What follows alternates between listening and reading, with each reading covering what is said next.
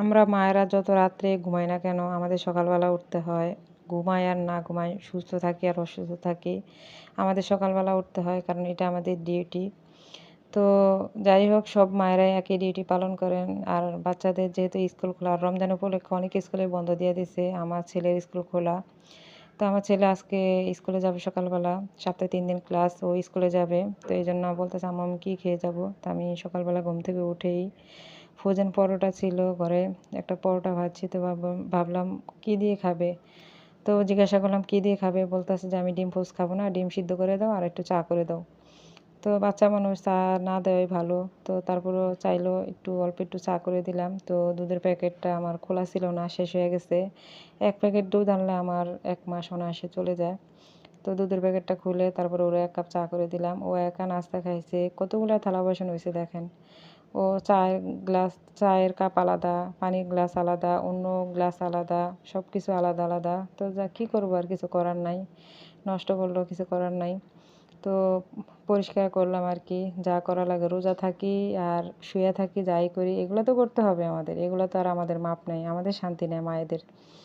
তো পরিষ্কার করার পরে দেখেন কি পরিষ্কার করছি আমি। আজকে জানালাটা অনেক সুন্দর করে মুছছি, যদিও আমার জানালা সবসময় পরিষ্কারে থাকে, আমি সবসময় পরিষ্কার রাখার চেষ্টা করি, কোনো তেল কাজটা হইতে দেই না। রান্নার সাথে সাথে আমি সব কিছু পরিষ্কার করি। আমার কাছে ভালো লাগে, পরিষ্কার থাকতে ভালো লাগে, দেখতেও সুন্দর লাগে, আর একজনে দেখেও বলে যে ভালো দেখাইতেছে।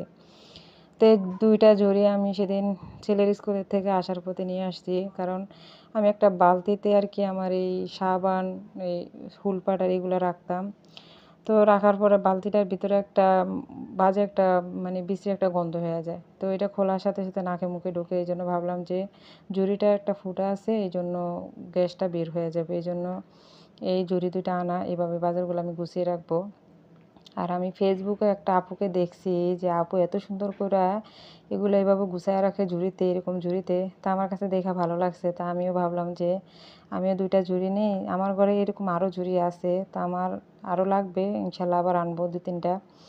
এগুলো আমি আরএফএল শোরুম থেকে আনি, কোনো লোকাল দোকান থেকে আনি না। শোরুমেরগুলো একটু ভালো হয়, টেকসই হয়, মুখাটা ভালো মতো লাগে।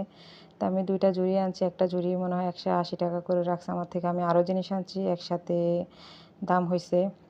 তো গুছানোটা কেমন হয়েছে অবশ্যই সবাই কমেন্টে বলবেন। সারাদিনও করি, রাতেও করি, আমাদের করার কোনো শেষ নাই। তারপরও দিন শেষে একটা কথাই আমাদের শুনতে হয়, আমরা মায়েরা সারাদিন বাসায় কী করি, আমরা মায়েরা সারাদিন বাসায় কী করে খাই, এই তো আমাদের কাজ। তো যাই হোক, সব মায়েরা মনে হয় আমার মতো এমনই কথা শোনেন, যদিও আমার হাজব্যান্ড আমাকে এগুলো বলে না। সরি, আমার হাজব্যান্ড আমাকে কখনো এগুলো বলে না। ও আরও সবসময় বলে তুমি এত কাজ কেন করো? তো যাই হোক, আল্লাহ হাফেজ।